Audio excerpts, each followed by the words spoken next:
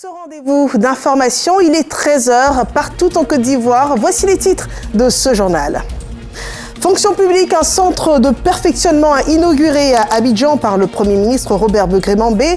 Il est baptisé du nom de l'ancien Premier ministre Amadou Gon Coulibaly. C'est un centre de 3 bâtiments modernes avec une capacité de 200 apprenants par jour pour former et renforcer les compétences des agents et fonctionnaires de l'État de Côte d'Ivoire. C'était hier la journée internationale des langues des signes et les malentendants de Côte d'Ivoire font entendre leurs cris pour une meilleure insertion sociale et professionnelle. Un cri pour plus d'inclusion, nous le verrons dans cette édition. Et puis l'actualité à l'international avec l'opposant Peter Mutharika au Malawi qui arrive en tête des votes selon les premiers résultats, des résultats provisoires. Le président du Malawi, président sortant Lazarus Chakwera, a lui reconnu ce mercredi dans une allocution à la sa défaite à l'élection présidentielle qui s'est tenue la semaine dernière dans le pays. Une défaite au profit de son rival et prédécesseur. Un centre de perfectionnement pour fonctionnaires et agents de l'État de Côte d'Ivoire. Un investissement de plus de 500 millions de francs CFA pour renforcer la qualité du service public dans notre pays. C'est un centre avec une capacité d'accueil d'au moins 2000 auditeurs par jour. Et il est baptisé du nom du Premier ministre Amadou Gon Coulibaly et inauguré par l'actuel chef du gouvernement, Robert Begré-Mambé. Ce sont de nouveaux bâtiments, des salles tout équipées et du matériel moderne, tout un combo pour des fonctionnaires performants dans notre pays. Franck Wadio et Adama Kéré. Une coupure de ruban, comme une rupture avec les anciens postulats en matière de formation des agents de l'administration publique. Le Premier ministre Robert Begré-Mambé inaugure et visite les locaux du centre Amadou Gon Coulibaly dédié au perfectionnement des fonctionnaires et agents de l'État. 3 bâtiments fonctionnels qui abritent les salles de classe modernes et 2 amphithéâtres et un bâtiment administratif qui, lui, est à 2 niveaux, doté de 35 salles, dont 19 font office de bureau et 2 grandes salles de conférence. 2000 auditeurs et élèves fonctionnaires, ici en formation, mais aussi du matériel roulant, officiellement remis. Ce sont 22 véhicules, 98 bornes tactiles et des ordinateurs destinés aux différentes cellules administratives du pays. La ministre d'État, ministre de la fonction publique, le relève. Ces commodités sont l'expression de la vision du président de la République, Alassane Ouattara. En plaçant au cœur de notre action la promotion d'une administration publique exemplaire, nous avons engagé des réformes structurelles et renforcé les mécanismes de contrôle interne afin de prévenir toute dérive, d'assurer la transparence des procédures et de garantir une gestion plus rigoureuse. Le Centre de perfectionnement des fonctionnaires et agents de l'État incarne à lui seul la noble vision du président de la République et le bilan d'une équipe dynamique, engagée autour du chef de l'État. Un cadre de formation adapté aux défis actuels. La pluie abondante de l'après-midi n'est pas un frein pour le chef du gouvernement. Robert Begré-Mambé baptise officiellement l'infrastructure. Désormais donc, ce centre s'appelle Centre de perfectionnement des fonctionnaires et agents de l'État Amadou Gon Coulibaly. En le baptisant ainsi, je forme le vœu que tous les fonctionnaires soient à l'image de la personnalité incarnée, des agents publics animés par une forte conviction et un sens élevé du devoir, travailleurs avec rigueur et exemplarité, tout en ayant à leur niveau une vision claire pour le développement de la Côte d'Ivoire et se dévouant au service public. Incubateur d'innovation administrative en devenir donc, ancienne antenne de la fonction publique, le centre Amadou Gon Coulibaly aura mobilisé un financement de plus de 505 millions de francs CFA. Autre point d'orgue, plusieurs ministres de la fonction publique ont été distingués dans l'ordre du mérite. Voilà, c'était donc l'inauguration du centre de perfectionnement des fonctionnaires et agents de l'État de Côte d'Ivoire, au centre dénommé Amadou Gon Coulibaly, en hommage aux valeurs incarnées par le regretté Premier ministre ivoirien. Une administration performante, c'est un témoignage pour les nations. L'exemple du leadership parlementaire ivoirien qui s'est bien exprimé à Paris il y a quelques semaines au récent colloque international Inclusia 2025, une rencontre internationale sur l'inclusion et le dialogue interculturel entre la France et l'Afrique, avec au devant de la scène la Côte d'Ivoire, un rendez-vous sous le patronage de la présidente du Sénat ivoirien, Kandia Camara. Herman Guivet nous fait le résumé. Sensibiliser et mobiliser autour de la gestion inclusive des déchets en mettant en avant les opportunités offertes par l'intelligence artificielle et le numérique pour bâtir une économie circulaire performante et durable. Tels sont les objectifs que vise le colloque international Inclusia 2025, organisé au Palais du Luxembourg, siège du Sénat français. Un colloque porté par Mariam Berete, présidente du Challenge Tech International, qui n'a pas manqué d'insister sur l'urgence de transformer les déchets en ressources et de faire du numérique un levier d'égalité pour les femmes et les jeunes Africains en particulier. Cérémonie placée sous le patronage de la présidente du Sénat ivoirien, Kandia Camara, représentée à l'occasion par le sénateur Alcide Djedje. L'accumulation croissante des déchets électroniques due à la mise au rebut massif des téléphones et autres appareils électroniques représente un risque élevé pour l'environnement et la santé publique. Elle offre cependant une opportunité de développer une économie circulaire fondée sur le recyclage, la valorisation et la création d'emplois verts pour la jeunesse. C'est pourquoi Madame la Présidente du Sénat, le Côte d'Ivoire insiste sur la nécessité d'intégrer la gestion durable au cœur de toute stratégie numérique responsable. Au cours de cette cérémonie, la présidente du Sénat de Côte d'Ivoire, Kandia Camara, a reçu plusieurs distinctions en reconnaissance de son engagement en faveur de l'inclusion, du développement durable et de la coopération internationale. Distinction réceptionnée par le sénateur Alcide Djedje. Et la marche vers la performance continue avec les marchés économiques africains au niveau de la zone de libre-échange continentale africaine ZLECAf. Les protocoles s'harmonisent et s'affinent pour attirer davantage d'investissements. Michel Mambo nous en dit davantage. L'accord sur la ZLECAf, zone de libre-échange continentale africaine. Un accord visant à créer un marché unique sur le continent africain, un marché fort de plus de 1,3 milliard de consommateurs. Pour en tirer meilleur profit, il s'impose d'en maîtriser les mécanismes, notamment le protocole sur l'investissement, et c'est tout le sens de cette rencontre. Un des points très forts des échanges, c'est la nécessité pour la Côte d'Ivoire de mettre en place un comité national sur les accords internationaux d'investissement. Un tel comité permettra d'avoir plus de lisibilité sur le paysage juridique applicable à l'investissement en Côte d'Ivoire, mais permettra aussi au gouvernement ivoirien de garantir plus de cohérence dans les politiques d'investissement qu'il développe, mais aussi dans ses stratégies de négociation d'accords d'investissement, que ce soit au niveau continental, au niveau régional, mais aussi avec les partenaires extérieurs, et notamment les partenaires non africains. 3 jours d'intenses travaux, 10 sessions et au final, des recommandations adressées à la tutelle. Vous avez fait des recommandations visant à améliorer la gouvernance des traités d'investissement en Côte d'Ivoire, à travers notamment la mise en place d'un comité interministériel en charge des traités d'investissement. L'atelier s'achève, mais le véritable travail commence maintenant, celui de mettre en œuvre la feuille de route élaborée. À l'initiative de la Direction générale de l'économie, DGE, en partenariat avec la coopération allemande GIZ, cet atelier a vu la participation d'une 60aine d'agents des ministères, structures et institutions de la République. Et attirer des capitaux, cela implique une bonne maîtrise des circuits de financement par les bailleurs. Et bien souvent, les investisseurs eux-mêmes ne sont pas sachants des procédures, ce qui fait perdre des opportunités. Alors, la Direction générale des Ivoiriens de l'extérieur prend les devants avec des sessions de formation organisées pour les entrepreneurs de la diaspora ivoirienne. Juliette Ouya.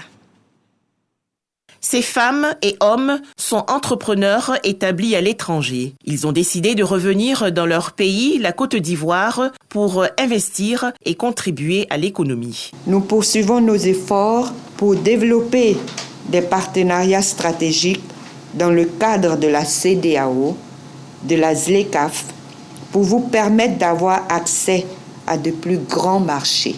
Je vous annonce ici la mise en place très prochaine d'un fonds d'appui à l'investissement de la diaspora ivoirienne en Côte d'Ivoire. Ces opérateurs économiques ivoiriens bénéficient d'une formation sur les initiatives d'accompagnement et de financement de projets. Moi, j'ai fait 28 ans en Angleterre. De cette formation, nous espérons être reconnectés à la Côte d'Ivoire. On a décidé de rentrer maintenant s'ils peuvent nous ouvrir les portes. À travers cette séance de formation, la DGIE, Direction Générale des Ivoiriens de l'Extérieur, veut mobiliser davantage les ressources de la diaspora ivoirienne. La diaspora ivoirienne en termes de contribution à l'économie nationale, dans les derniers rapports que nous avons eus de la Banque mondiale, c'est 1046 milliards de dollars. Cet atelier vise justement à faire en sorte qu'ils aient vraiment toutes les informations nécessaires en termes de création d'entreprises, en termes d'homologation de fêtières, pour que ce soit dans un cadre formel qu'ils agissent et non dans l'informel. Les entrepreneurs de la diaspora exercent dans divers secteurs, notamment l'informatique, l'immobilier, la transformation des matières premières agricoles, le bâtiment travaux publics et l'élevage. Voilà une initiative qui viendra booster certainement l'apport de la diaspora à l'économie nationale et les statistiques nous diront si cela a bien marché. Et d'ailleurs, la Côte d'Ivoire adopte une nouvelle stratégie statistique. Les objectifs sont fixés sur les 5 prochaines années. Fondée sur la stratégie nationale de développement, c'est un système moderne pour produire des données fiables au service des décideurs, mais surtout des citoyens. Explication dans cet élément de Jean-Luc Bangbo et Barnabé Kona. Produire des données fiables, disponibles à temps et répondant aux standards internationaux, tel est l'objectif de la nouvelle stratégie nationale de développement des statistiques 2026-2030. Cette SNDS est basée sur le diagnostic stratégique qui a permis de déceler les défis majeurs auxquels fait face notre système statistique national. Cette stratégie entend moderniser et rendre plus performant le système statistique ivoirien. On entend les ressources humaines de qualité, on entend les ressources matérielles qu'il faut mettre en place, mais on entend également le financement qu'il faut pour qu'on puisse réaliser les enquêtes et les recensements et toutes les opérations de production statistique dans les temps, dans les délais, pour qu'on ait les données à temps, qu'on ait les statistiques à temps pour pouvoir suivre les programmes de gouvernement. L'atelier a permis aux acteurs du secteur, mais aussi aux partenaires techniques et financiers de donner leur contribution afin d'affiner le document et de l'aligner aux standards internationaux. La vision de la SNDS 2026-2030 est bâtir à l'horizon 2030 un système statistique stable, moderne et performant, produisant et diffusant en toute indépendance et en temps opportun les données statistiques répondant aux besoins des utilisateurs. La stratégie nationale de développement des statistiques 2026-2030 se veut ainsi un outil puissant de planification et de gouvernance pour accompagner la Côte d'Ivoire sur la voie d'une économie moderne, inclusive et mieux pilotée par les données. Voilà des chiffres fiables pour la croissance. Et du côté de la diplomatie, les ambitions ne sont pas revues à la baisse avec le nouveau bureau de diplomates de carrière ivoirien. L'organisation qui existe déjà depuis les années 90 se donne l'objectif de fortifier davantage l'image de la Côte d'Ivoire dans les nations. Brouillapo et Noussangaré. Les membres de l'Union des diplomates de carrière se sont réunis pour confier leur destinée à un nouveau président. Marc-Antoine Gradéré devient ainsi le 6e dirigeant de cette organisation qui fédère les diplomates ivoiriens autour des questions sociales et professionnelles. Tout ce qui est prévu dans nos nouveaux statuts connaîtra un aboutissement ensemble. Et je voudrais vous assurer que le ministre vraiment est à l'écoute pour que nous puissions connaître une amélioration conséquente de nos conditions de travail. L'Union des diplomates de carrière est une union qui connaît aujourd'hui un nouveau départ. Ce sera ensemble que nous réussirons. Encouragé à garder le cap et à mener une lutte axée sur des sujets de fond, le nouveau président a présenté son projet intitulé « Altitude, responsabilité et dignité », une vision qui se veut rassembleuse et tournée vers l'amélioration du bien-être de ses pairs. Aujourd'hui, Le temps est venu de mutualiser nos efforts pour avancer ensemble sur des sujets d'intérêt commun à travers la prime, c'est-à-dire la plateforme de rassemblement interprofessionnel pour la modernisation de l'environnement de travail au ministère des Affaires étrangères. La prime permettra d'aboutir à des actions concrètes allant dans le sens de l'instauration de ce que nous appelons la diplomatie du bien-être. La cérémonie s'est achevée dans une ambiance solennelle, marquant un nouveau chapitre pour l'Union des diplomates de carrière, pilier de la profession depuis plus de 3 décennies. Et être diplomate, c'est avant tout savoir négocier, gérer les relations avec les autres. Et c'est la mission des Nations Unies. L'institution mère de la diplomatie mondiale s'intéresse au processus électoral en cours en Côte d'Ivoire. Le représentant spécial du secrétaire général de l'ONU poursuit ses consultations dans notre pays. Moussa Konaté et Richard Vao rapportent son entretien avec le Conseil national des droits de l'homme. La contribution du Conseil national des droits de l'homme CNDH au processus électoral en Côte d'Ivoire. Le sujet est au cœur de cette rencontre avec la délégation du représentant spécial du secrétaire général de l'ONU. Leonardo Santos Simao est venu s'enquérir des activités menées par l'institution de promotion des droits de l'homme en période électorale.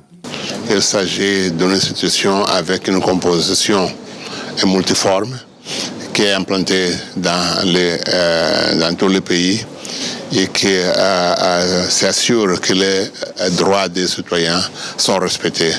Pas seulement quand il y a des élections, mais au moment des élections, il y a une attention particulière pour garantir que les droits des citoyens soient respectés.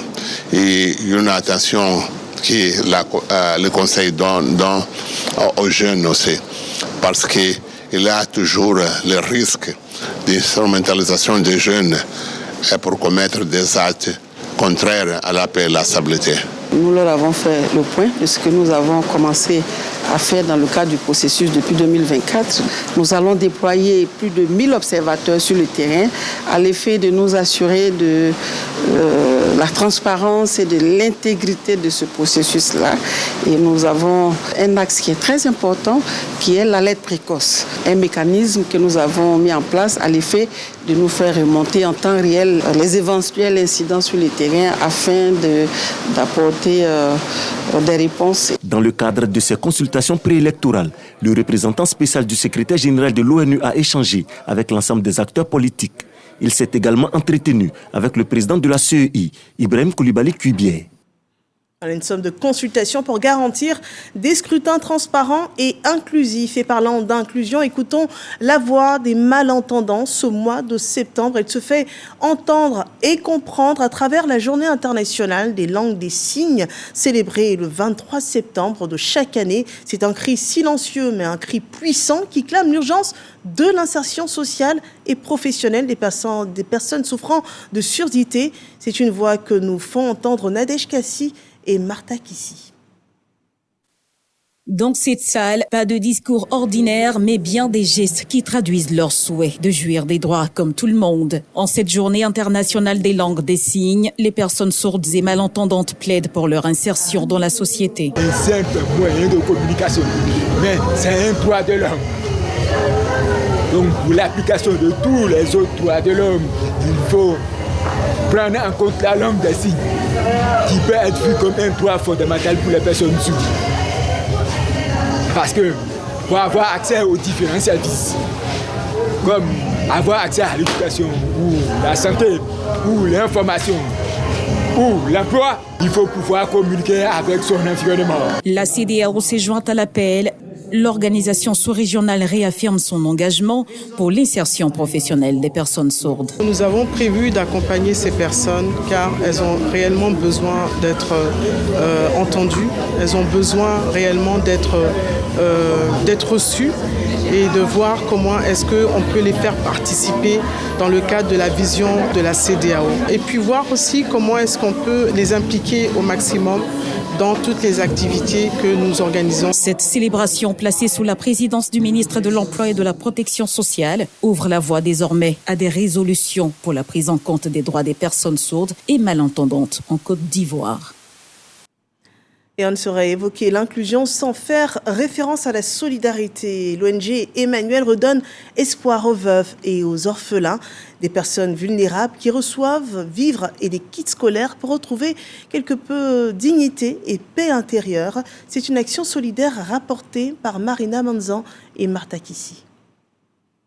C'est une journée de partage pour redonner espoir aux veuves et orphelins. Dans le quartier d'Anoumabo, commune de Marcory, l'ONG Emmanuel, avec l'appui du port autonome d'Abidjan, offre plusieurs kits scolaires et alimentaires aux familles en difficulté. On a vu la condition de la veuve et de l'orphelin. Et on a voulu apporter un peu d'eau, un peu d'aide aux orphelins et aux veuves. Nous avons dans notre objectif, au niveau de l'ONG aussi, les enfants dont les parents sont victimes du sida. Nous nous tenons compte les accros à la drogue. Nous les aidons à lutter contre ce phénomène. Avec ces dons, 70 veuves et 58 orphelins retrouvent désormais le sourire. Cette journée représente quelque chose de fort pour moi, dans la mesure où je suis vraiment heureuse d'avoir reçu ce geste qui me va droit au cœur, parce que ce n'est pas donné à tout le monde de penser à des gens défavorisés. Vraiment, je suis très contente. Je suis dans la joie à cause des cadeaux qu'ils m'ont donnés. Vraiment, je les félicite. Vraiment, les choses sont vraiment merveilleuses. À travers cette initiative, l'ONG Emmanuel, appuyée par le port autonome d'Abidjan, entend renforcer la solidarité et rappeler l'importance de soutenir les plus fragiles de la société. Un geste solidaire autant apprécié des orphelins, des kits de fourniture gratuits. Et voilà qui offre une rentrée légère pour les familles bien éprouvées. Lionel Yomoli et Martha Kissi. 1150 élèves orphelins issus de 36 régions de la Côte d'Ivoire reçoivent des kits scolaires. Une action pour soutenir les familles endeuillées et porter assistance aux veuves durant la rentrée scolaire 2025-2026. Pour nous, investir dans la vie, dans l'éducation d'un orphelin, c'est investir aussi dans l'avenir de notre très cher pays, la Côte d'Ivoire. Des attestations de diplôme sont attribuées aux élèves du primaire et du secondaire afin de saluer leurs efforts et les encourager à se mettre toujours au travail. Les récipiendaires expriment leurs sentiments. Ça me donne la force de retravailler encore et de devenir premier de la classe. C'est un honneur pour moi d'avoir reçu ces kits. Je tiens à remercier la formation Petraro qui continue de soutenir les enfants orphelins. C'est important que cela soit encouragé. Chaque enfant a son destin. Mais il faut une sorte de dynamisme, il faut un élément très important qui soit encouragé. Et les populations vulnérables, lorsque une situation de précarité est dans ce milieu et qu'une personne décide de magnifier sa solidarité, c'est vraiment encourageant. Créée en 2010, l'ONG Petra Rock est à sa 16e édition de remise de kits scolaires. Elle compte faire de ses orphelins des leaders de demain en leur apportant assistance au niveau matériel et financier. Et parlons de culture et de tourisme. À présent, revenons sur les 3 jours du site-là, la 10e édition du Salon international du tourisme et des loisirs d'Abidjan. 3 journées pour des rencontres B2B, une exposition du riche patrimoine ivoirien, un patrimoine culturel, gastronomique, artisanal également. C'est un rendez-vous haut en couleur organisé par le ministère du Tourisme et des Loisirs et auquel a participé une dizaine de pays. Malika Koulibaly revient sur ces journées. Défilé carnavalesque, danse traditionnelle, brunch sublime Côte d'Ivoire, gastronomie locale et prestations artistiques. La clôture du site-là 2025 s'est faite dans une ambiance festive. Durant 3 jours, le Salon international du tourisme et des loisirs d'Abidjan a rassemblé acteurs du secteur, influenceurs et partenaires. Un carrefour d'opportunités pour un secteur en pleine transformation. Je suis très heureux d'être ici à un événement majeur de l'écosystème touristique ivoirien et je suis surpris de voir que la Côte d'Ivoire fait un grand pas par rapport aux éditions précédentes. Nos impressions sont bonnes, tous les professionnels du secteur étaient là. En ce qui concerne notre contribution, l'APV a organisé un grand jeu radiophonique et aujourd'hui nous allons connaître les lauréats. La diversité culturelle des 31 régions a été mise à l'honneur. Le salon, suspendu 5 années durant la crise sanitaire, revient plus ambitieux que jamais. 3 jours de grands moments pour notre pays. où l'on voit les progrès réalisés par notre pays, progrès au plan touristique, au plan économique dans son ensemble, et qui est célébré par 25 pays participants venus apporter leur caution et leur validation à la politique du président Alassane Ouattara. La stratégie Sublime Côte d'Ivoire, en emploi créé, qualifié, nous sommes à 450 000 emplois. Et pour ce qui concerne le total emploi direct et indirect, nous sommes à 650 000 emplois. Le Citla 2025 s'achève sur une note d'espoir avec une vision claire. Hisser la Côte d'Ivoire parmi les grandes destinations touristiques du monde. Et on poursuit la fête à Korogo qui a accueilli la deuxième semaine de promotion et de valorisation des pôles économiques compétitifs. Et pour cette occasion, la ville de Korogo a reçu les régions du Poro, du Tchologo et de la Bagoué. Des festivités marquées également par la distinction de personnalités, des personnalités primées pour leur engagement au service du bien-être des populations ivoiriennes. Siekwasi. De nombreux prix décernés au cours de ce dîner gala, marquant l'apothéose de cette deuxième semaine de promotion et de valorisation des pôles économiques compétitifs des savanes. Parmi les lauréats, des maires, des directeurs d'entreprises cotonnières, des femmes du Carité, des promoteurs de l'innovation verte. Cerise sur le gâteau, des prix spéciaux à l'ensemble des ministres du district et à des promoteurs stratégiques du développement local. Quand vous travaillez et vous constatez que les gens regardent ce que vous faites, ça ne fait que vous donner encore de l'énergie, à vous encourager à aller encore plus loin. Cette deuxième semaine de promotion et de valorisation des pôles économiques compétitifs est à l'initiative du gouvernement à travers le ministère du Commerce et de l'Industrie. Une force d'appel pour tout investisseur désireux de s'installer en Côte d'Ivoire, particulièrement dans le septentrion ivoirien. Cette cérémonie est un signe fort que nos régions sont désormais au cœur de la dynamique économique de la Côte d'Ivoire. Le Conseil régional du Poro reste pleinement engagé. Le gouvernement entend poursuivre ses efforts pour rendre la croissance économique plus inclusive et durable et assurer une meilleure intégration de notre économie aux chaînes de valeur mondiales. En marge de cette deuxième édition, la visite de plusieurs entreprises et la découverte du potentiel touristique de la région, le musée Peleforo Bon Koulibaly et l'écoferme de Lokoli sur les rives du Bandama. En 2024, la première semaine de promotion et de valorisation des pôles économiques compétitifs s'est tenue à San Pedro. Et gardons le cœur dans la compétition et partons pour cela au stade Charles Konambani de Yamoussoukro où s'est tenu hier un match assez décisif pour les éléphantos, les U17. Ils se sont qualifiés d'ailleurs en demi-finale du tournoi qualificatif de la CAN des U17. C'était l'occasion donc de la deuxième journée dans le groupe A et les éléphantos, eux, ont dominé sur le Ghana avec un score sans appel de 3-0. Moyabi Diabaté pour RTI Sport. Les éléphantos continuent de porter fièrement les couleurs nationales. Face au Ghana, ils ont affiché une grande maîtrise. Dès la 4e minute, Bemba Doumbia ouvre le score et lance parfaitement la Côte d'Ivoire. Les actions s'enchaînent. Le Ghana pousse, la Côte d'Ivoire plie, mais ne rompt pas. La mi-temps intervient sur le score de 1-0. Soyons patients, parce que si chacune de nos récupérations, on pourra faire mal. Donc, quand on est dans le blanc, ne vous ils vont nous donner le ballon. De retour de l'oxygénation, les éléphantos vont effectivement faire mal aux Black Starlets. Bien lancé, Hubert Yao corse l'addition pour la Côte d'Ivoire à la 48e. Il sera imité à la 59e par Swalio Bamba pour le 3-0. Le tableau d'affichage ne changera pas jusqu'au bout du temps additionnel. Nous avons eu la chance d'observer un peu cette équipe de Ghana et on a voulu appuyer là où ça fait mal. Mais surtout, le mérite revient aux garçons qui ont su s'approprier les consignes et les ont mis en exécution. Le plus important pour nous, vous voyez, c'est surtout l'épanouissement de ces garçons. Quand nous les voyons évoluer à ce niveau, on se dit que ce que nous faisons, nous sommes dans le droit chemin et nous allons continuer à les encadrer afin qu'ils progressent. Les éléphantaux sont qualifiés pour les demi-finales avec cette deuxième victoire en autant de rencontres. Ils ont inscrit 5 buts pour 0 encaissés en attendant le 3e match de poule jeudi contre le Togo. Et du stade Charles Konambani de Yamoussoukro, rendons-nous au Malawi où le score est également sans appel.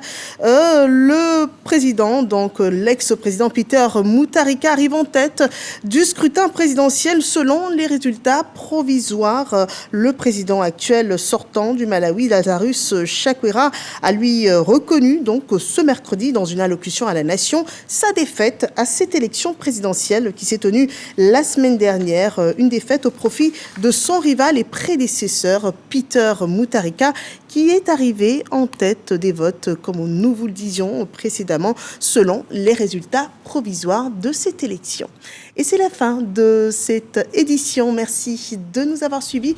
Ce journal est en replay sur rtiplay.ci. À 20h, retrouvez Marie-Laure Goran pour la grande édition et je vous donne rendez-vous demain à 13h. Bon après-midi sur RTI1.